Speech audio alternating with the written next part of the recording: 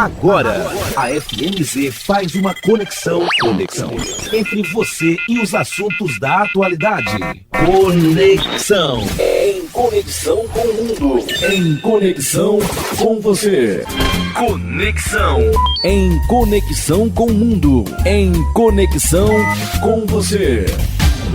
Programa Conexão. Apresentação e produção, Edésio Petterle. Trabalhos técnicos, Magno Nogueira. Olá, ouvinte da Rádio FMZ, bom dia! Estamos no ar com mais um programa Conexão. Bom dia você que está no seu expediente de trabalho ou você que está passando aqui pela BR-262, percorrendo os municípios das Montanhas Capixabas. Sejam bem-vindos ao programa Conexão aqui na sua Rádio FMZ, a rádio da família. E hoje vamos falar sobre orçamento doméstico. O orçamento doméstico pode ser definido como um planejamento utilizado para manter as finanças da casa em dia. De um modo geral, essa estratégia trata-se de um registro de todas as receitas da família, ou seja, todos os recursos que entram, os ganhos, e saem, os gastos. Também conhecido como orçamento familiar, esse recurso permite que as pessoas mantenham uma vida financeira organizada, com redução de gastos e muita economia. Vivemos um momento de grandes mudanças na nossa rotina, com a necessidade de desenvolver novos hábitos e muitos desafios na área econômica. Diante disso, dialogar sobre educação financeira torna-se oportuno em nossos lares, no local de trabalho ou em qualquer outro ambiente onde convivemos. Vamos conversar e fazer algumas continhas? Lápis e papel na mão, que hoje vamos conversar com o professor e pesquisador do IFES na área de educação financeira, Lucas Marim Bessa. Lucas é coordenador do Grupo de Pesquisa em Educação Financeira e também coordenador do Programa de Extensão Educação Financeira, Como Lidar com o Seu Dinheiro. Professor Lucas, seja bem-vindo ao programa Conexão. Bom dia, Edésio. Obrigado pela oportunidade. É uma alegria estar aqui de novo. Saúdo a todos que estão nos ouvindo, Vendanovense, região. Sempre uma alegria falar um pouquinho sobre orçamento doméstico e educação financeira. Ótimo, professor Lucas. Tenho certeza que será uma conversa de grande relevância para todas as pessoas. Antes de iniciarmos, vamos para um rápido intervalo e já voltamos com o programa Conexão de hoje. Conexão. Apresentação, Edésio Petterle. Estamos de volta com o programa Conexão aqui na Rádio FMZ e hoje vamos conversar sobre orçamento doméstico. Nosso convidado é o professor e pesquisador do IFES na área de educação financeira, Lucas Marim Bessa. Lucas também é coordenador do Grupo de Pesquisa em Educação Financeira e também coordenador do Grupo de Extensão Educação Financeira, Como Lidar com Seu Dinheiro. Professor Lucas, então, nós iniciamos a nossa conversa com a seguinte pergunta: o que é preciso fazer para manter uma organização financeira pessoal? Bom, Edésio, é importante primeiro a gente trazer alguns dados. Eu vou trazer aqui o dado da Pesquisa de Endividamento e Inadimplência do Consumidor, a pesquisa PEIC. Essa pesquisa é realizada pela Confederação Nacional do Comércio de Bens, Serviços e Turismo, a CNC, e aponta que a fatia de endividados ficou em 74% no mês de setembro desse ano. Esse valor é muito superior a agosto, que foi de 72,9%, e representa um recorde quando a gente compara a pesquisa desde o início. Antes de adentrar um pouco mais, eu vou distinguir a diferença entre inadimplente e endividado. O endividado é o cidadão que foi, por exemplo, até a rua e comprou um item 3 vezes no cartão. Esse cidadão, então, está endividado. Agora, o inadimplente é aquele cidadão que comprou algo, dividiu em 3 vezes, por exemplo, e ao final da primeira fatura ele não conseguiu pagar. Então, ele está inadimplente.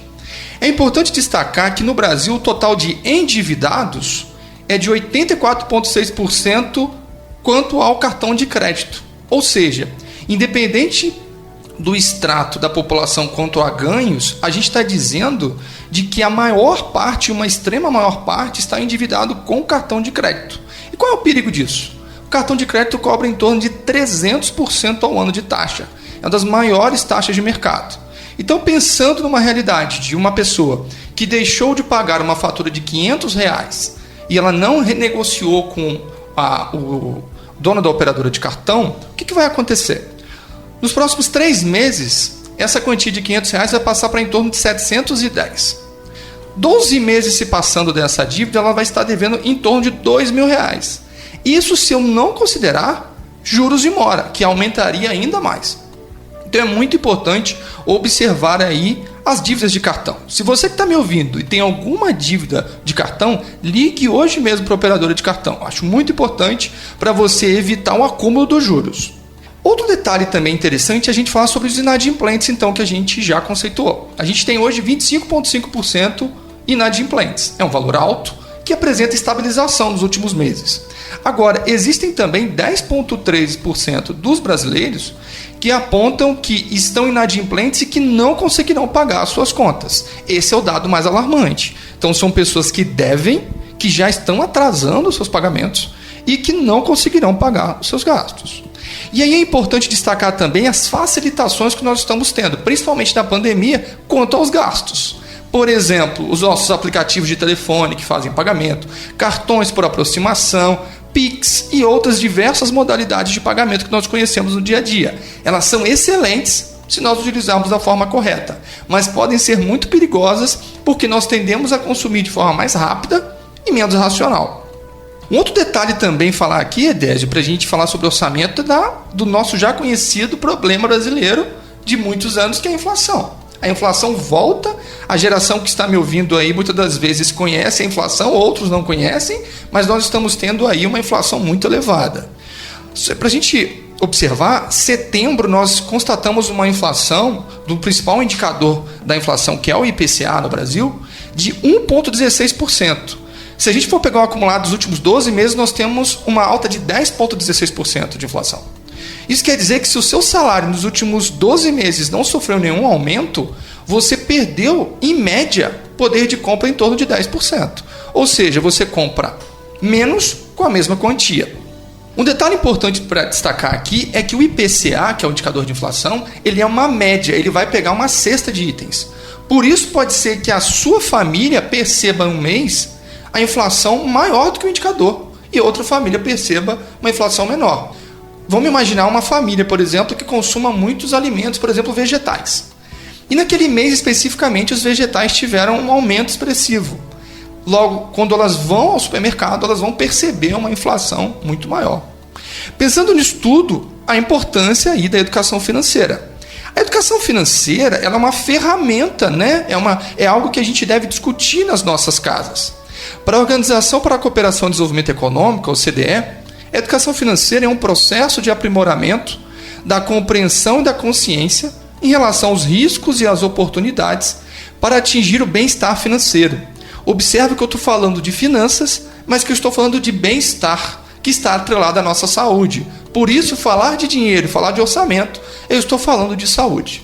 Maravilha, professor. E diante, então, de todo esse cenário aí, de certa forma preocupante, né? Aumento de endividados, inadimplentes, aumento de inflação.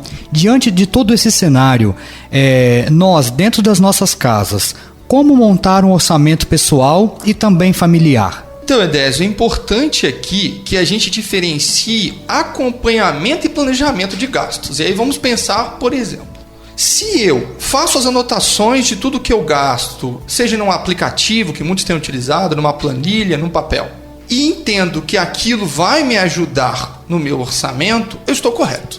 Só tem um probleminha. Eu estou acompanhando os meus gastos. Eu não consigo intervir do que passou. E aí aqui eu convido para que a gente pense no planejamento de gastos.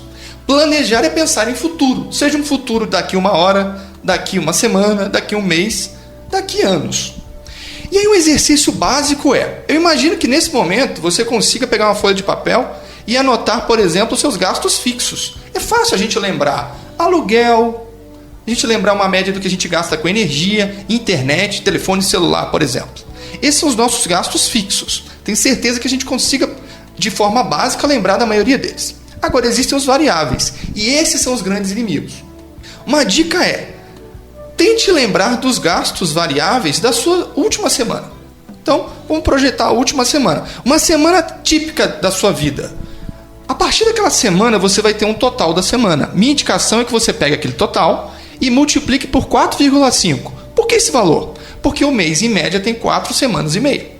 Com isso, então, a gente já vai ter o total dos gastos variáveis, que é esse que a gente acabou de calcular, e aquele que a gente falou ali atrás, dos gastos fixos. Somando, eu tenho minhas despesas do mês. É claro que elas vão variar, mas em média eu já tenho aí plano básico para que eu possa, então, realizar o meu planejamento financeiro. Se no decorrer desse planejamento eu observo que os valores estão se tornando negativos, é a hora de eu antecipar com os meus fornecedores, de eu antecipar, por exemplo, com a própria operadora de cartão, ver com familiares ou outros tipos de dívidas mais baratas para que eu possa não entrar, por exemplo, no já falado, cartão de crédito que apresenta altas taxas de juros. A ideia que eu trago, Edésio, é que a gente pense em simplicidade desse planejamento. Uma outra dica também é concentrar os nossos gastos em um banco, tendo um cartão de crédito e se utilizar um talonário de cheque. Por que é importante isso? Porque quando eu tenho simplicidade, eu tenho facilidade exatamente para conferência. Então, eu observo, por exemplo, muitas famílias com diversos tipos de conta. Então, conta A, conta B, conta salário. E aí tem várias ali, muitas das vezes, taxas. Essas taxas são perigosas porque se a gente for imaginar que a média de taxa nos bancos nacionais é de R$15 por mês, em média, se eu for colocar isso aplicado, eu vou ter em torno de R$200 por ano aí de taxas. Vezes uma vida é um valor muito expressivo.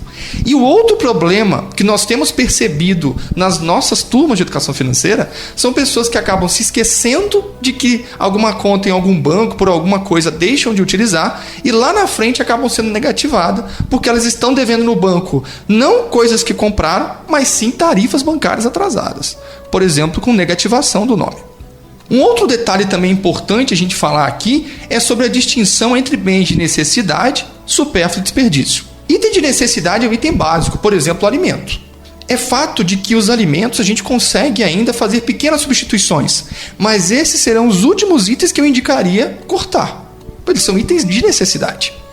Um item muito sério que eu trago aqui para a gente refletir é sobre desperdício.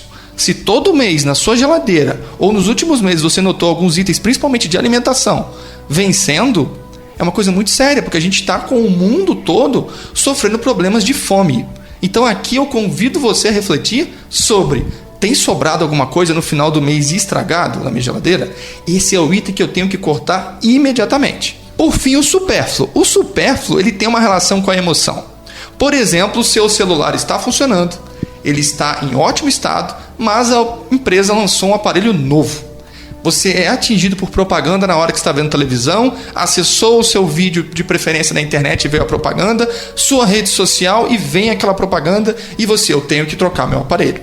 É a hora da gente trazer para a consciência e ver: eu preciso de trocar o meu aparelho? É o primeiro ponto. Mesmo que eu não precise, mas eu queira, eu tenho condições de realizar essa compra? Esse é um item básico de que, se eu não tiver, é melhor me planejar. É deixar de realizar isso? Não, mas é me planejar. A importância da educação financeira, ao contrário do que muitos pensam, não é a privação das coisas. A ideia aqui é atingir os objetivos pessoais e familiares, seja de consumo ou de lazer, de forma prazerosa e sustentável, sem sofrimentos. Ótimo, professor Lucas. Nós vamos dar uma pequena pausa na nossa conversa, vamos para um rápido intervalo e já voltamos. Conexão. Voltamos com o programa Conexão aqui na Rádio FMZ e hoje estamos conversando sobre orçamento doméstico e também sobre educação financeira. Nosso convidado é o professor e pesquisador do IFES, Lucas Marim Bessa. Professor, o senhor entrou então numa temática que, de certa forma, está muito relacionada ao ato de consumir, que são as emoções, né? Quantas vezes a gente não compra com os olhos ou compra com o paladar, motivados por emoção e não por razão? Então a pergunta é a seguinte: como os sentimentos influenciam o nosso consumo? Pois é, Désio, os sentimentos influenciam muito nossos atos de consumo. Por exemplo, diversos estudos apontam que quando vamos até o supermercado com fome ou estamos muito ansiosos, tendemos a consumir mais. Existem áreas de estudo importantes que analisam os sentimentos e as relações com o consumo, como a economia comportamental, a psicologia econômica e as finanças comportamentais, inclusive com vários prêmios Nobel para essas áreas nos últimos anos. Experimentos realizados por pesquisadores dessas áreas apontam sobre a importância de evitarmos cair nas armadilhas de consumo, além dos vieses de comportamento. Uma dica simples para diminuir isso é adotar pequenos hábitos, como por exemplo a lista de compra, e planejar os gastos. Assim, mesmo que naquele momento eu esteja muito ansioso ou com alguma tendência a realizar um ato de consumo, eu vou avaliar então se eu posso realizar esse ato de consumo. E aqui eu tenho que perceber também outras coisas, como por exemplo as questões do merecimento. Quem aqui já não olhou para alguma coisa e pensou assim: eu mereço comprar isso, eu trabalhei muito? Isso é problema? Não, é problema quando eu me endivido, é problema quando isso sai do meu planejamento. Então, eu convido aqui o nosso ouvinte, Edésio, a refletir o seguinte: como é que eu consumo quando eu estou triste? Como é que eu consumo quando eu estou muito alegre? Quando eu estou ansioso? Quando eu estou nervoso? É importante observar as emoções dos nossos atos de consumo. Se consumimos algo somente pela emoção, isso poderá trazer resultados muito legais no curtíssimo prazo, mas muito problemáticos no médio e longo prazo. É importante lembrar de que nossos atos de consumo representam também nossas atitudes. E aí aqui eu destaco o quê? Tem problema a emoção no ato do consumo? Não, desde que ela esteja com alguma razão ali projetada. É sempre interessante de que a gente pergunta, sobre arrependimentos de algo que a gente consumiu, mas a gente nunca reflete sobre o que nos levou àquele arrependimento. Então, pensem aí, pessoas dos seus familiares e você, alguma coisa que você comprou que você ficou pensando naquilo dias. Você quer repetir aquilo? Se não quer repetir, vamos aprender com isso é muito legal. Certo, professor. Agora eu queria pedir se o senhor poderia pontuar algumas dicas para termos um orçamento doméstico prático e eficaz. Ótimo, Edésio. Então, primeira dica que eu traria é: busque sempre pagar à vista. Pagamento à vista ele é bom para quem está comprando e bom para quem está recebendo. Em caso de financiamento, avalie a necessidade do item. E se for necessário, é importante buscar formas alternativas desse financiamento. Às vezes as pessoas pegam créditos de longo prazo e poderiam, por exemplo, negociar. Poderiam, por exemplo, buscar com familiares. Pequenos valores, são coisas muito básicas para evitar, por exemplo, aí a cobrança dos juros. Um outro detalhe também é o cartão de crédito. Ao contrário do que muitos pensam ele como um grande inimigo, o cartão de crédito tem uma modalidade de pagamento. O problema é o que eu compro com aquela modalidade de pagamento. Então, somente compre no cartão de crédito se você tiver dinheiro para pagar a fatura. Um detalhe que eu trago aqui, Edésio, também muito importante é: se você que está me ouvindo e tem alguma dívida, procure o dono da dívida para negociar. Negociar a dívida e dizer: olha, eu posso pagar tanto por mês. Mesmo que esse valor seja muito baixo proporcional ao total da dívida, pelo menos você vai estancar os juros e o dono da dívida vai saber que você tem interesse de pagar. Um outro detalhe também, Edésio, para trazer aqui é o cuidado com o crediário próprio das lojas. Você acaba perdendo muitas das vezes os descontos, e isso não é bom. Trago também a importância de você fazer aquelas continhas que nós falamos sobre o planejamento, gastos fixos e variáveis, mas aí eu vou trazer um ponto novo aqui logo nas dicas, para as pessoas observarem uma parte do orçamento para uma reserva de emergência. Essa reserva de emergência pode, inclusive, se tornar um investimento. O que é reserva de emergência? É algo que você tem para pequenas emergências do dia a dia. Quem é que nunca, no mês passado, teve aí algo que necessitou de gastar além do que gostaria naquele item? E aí os bancos oferecem uma estratégia muito interessante. Você pode ir no banco, geralmente é gratuito, e programar um saque para uma conta poupança no dia que você recebe o seu salário. Assim, se o seu salário é X e você já programa, quando você olhar o seu valor na conta, você vai fazer a sua projeção não com o seu salário total, mas sim com o seu salário menos aquele valor. Isso vai oportunizar você a ter uma reserva, isso vai oportunizar você a poder, por exemplo, ter algum gasto, inclusive com aquele supérfluo que você tanto quis, que tanto benefício poderia trazer para você na sua avaliação, ele poderia, por exemplo, sair dessa conta. Agora, é importante que isso se torne também um investimento e não que se torne algo que não seja agradável. Então, é sempre observar que o objetivo dessa quantia que está saindo, eu estou tirando do presente, mas que vai me trazer bons benefícios no médio e longo prazo. É importante também, Edésio, aqui uma outra dica que eu trago é: observe como você e seus familiares estão conversando sobre dinheiro. Trazer o assunto à tona é muito importante, e não só nas famílias, no trabalho, aonde você estiver. Vamos falar sobre esse dinheiro.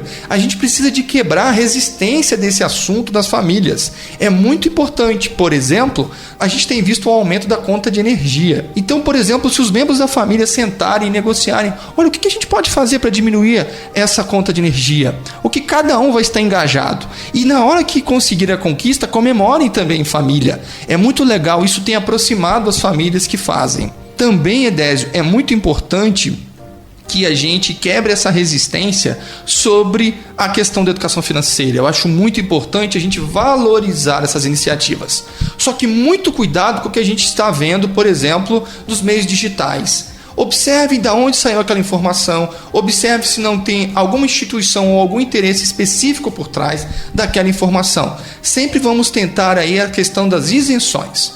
Também destaco aqui o que tem provocado grandes problemas são as questões dos golpes financeiros que a gente está vendo aí no WhatsApp, através do Pix e outras modalidades. Então, muito cuidado, o seu dinheiro foi suado para você ganhar e também ele deve ser gasto da melhor forma. Por fim, Edésio, eu trago aqui a importância daquele planejamento independente de onde ser feito. A gente tem visto, por exemplo, aplicativos muito bons. A gente tem visto, por exemplo, possibilidades de você anotar em qualquer local, independente se numa folha de caderno ou em um aplicativo, numa planilha com vários valores. O importante é começar. A gente começa, a gente vê o melhor que pode ser praticado no nosso dia a dia e colocamos em prática. Isso vai fazer a diferença. Professor, para quem está ouvindo o programa e despertou para esse assunto, acendeu o alerta. Nós vamos para o mês de novembro e já vai cair uma parcela aí do 13º, né? Olha só que maravilha. Novembro, dezembro. Para quem quer começar o seu equilíbrio financeiro, é possível começar nesse finalzinho de ano já? Ótimo, Edésio. É possível começar agora. O simples ato de planejar já é uma iniciação à educação financeira, já é saber o que eu vou utilizar o meu dinheiro. Minha indicação é, se possível, pegue esse valor do 13º e busque os donos das dívidas e vamos pagar as dívidas. Se eu não tenho dívida, vamos criar com esse 13º uma reserva de emergência. Se eu já tenho reserva de emergência, vamos pegar essa quantia e vamos investir. Conexão. E assim chegamos ao final do programa Conexão de hoje. Obrigado a você, ouvinte, que esteve sintonizado aqui conosco. E muito obrigado, professor Lucas, por trazer tantas informações, estratégias e reflexões importantes para a nossa vida financeira, para o nosso orçamento familiar. Muito obrigado pela sua participação aqui no programa Conexão. Edésio, eu agradeço, é sempre uma alegria estar aqui com todos. Desejo um bom final de semana a todos que estão nos ouvindo. Aproveitem o final de semana para trazer esse assunto para a família, para começar o seu planejamento financeiro. Vamos começar agora. Por fim, Edésio, eu trago uma frase. A gente vai lidar com o nosso dinheiro a vida toda. Por isso, estabelecer uma relação saudável com ele é muito importante. Isso vai fazer a diferença hoje, amanhã e durante todos os anos da sua vida. Eu desejo sucesso a todos que estão nos ouvindo e vamos iniciar e vamos falar sobre dinheiro. Isso é muito importante. Um abraço. Conexão. Em conexão com o mundo. Em conexão com você.